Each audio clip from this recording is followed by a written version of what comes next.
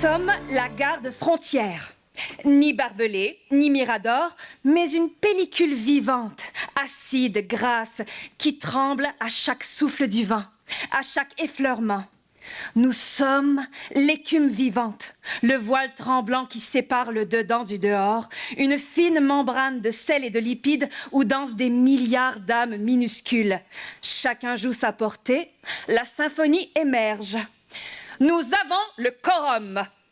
Nous sommes des milliards formant un rempart qui respire. Ensemble, nous tenons la barrière tissée serrée de fils d'argent antimicrobiens, Staphylococcus epidermidis, d'exhalaisons aigres des cavités sébacées, Cutibacterium acnes, de soupirs acides au cœur des vallées humides, Corynebacterium, ou du sébum fermenté en vin âcre par Malassezia qui protège les seuils.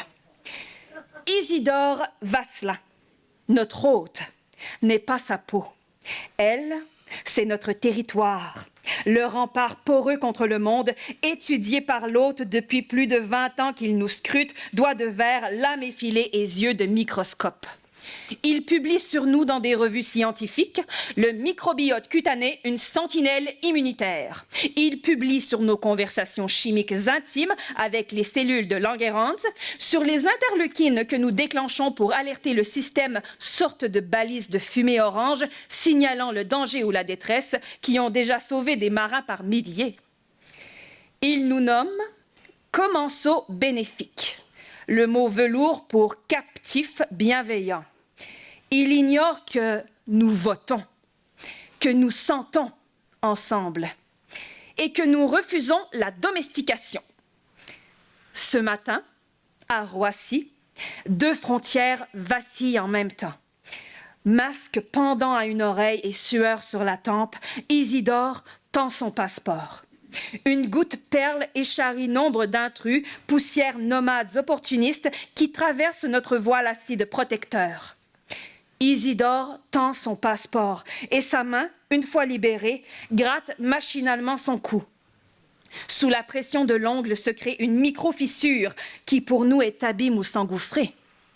Notre réponse instantanée est faite de vagues silencieuses, acides qui mordent, bactériocines qui hurlent et cytokines qui rougissent l'horizon du cou.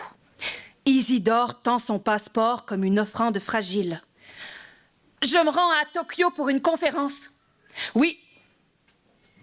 Nous refusons la lame qu'il porte en germe et nous serait fatale.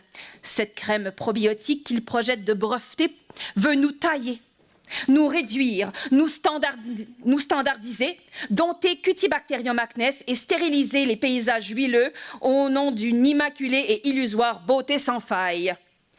Nous votons. Cette crémicide nous semble trop risquée pour lui, pour ses congénères et donc aussi pour nous. Nous votons. La file glisse vers les embarquements. Isidore glisse. Sa peau s'embrase, démangeaisons funèbres, une braise incandescente sous l'épiderme. Pour la première fois, il nous perçoit. Il ressent ce murmure d'algues dans sa chair. Nous sommes la lisière qui palpite. Toi, hôte, tu ne franchiras rien tant que notre cœur n'aura pas décidé. Il s'arrête net. Le guichetier fronce les sourcils, alors qu'Isidore porte la main à sa gorge.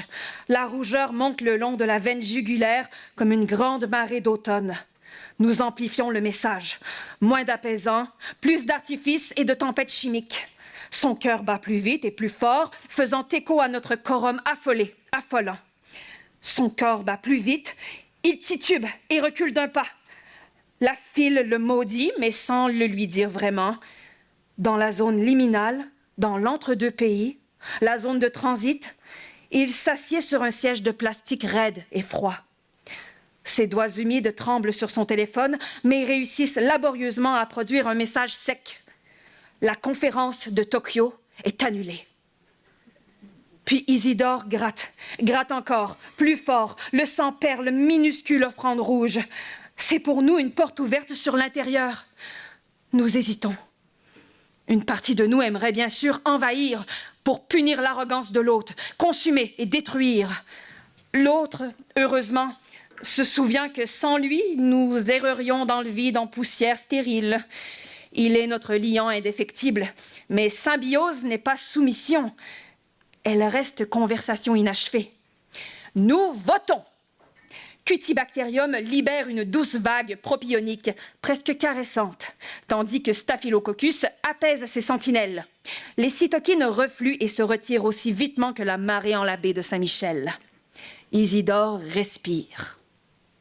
La brûlure s'adoucit en picotements de plus en plus légers, puis en silence. Il regarde sa main. Le sang sec dessine une rune sans signification pour lui. Pour la première fois, il émet un son.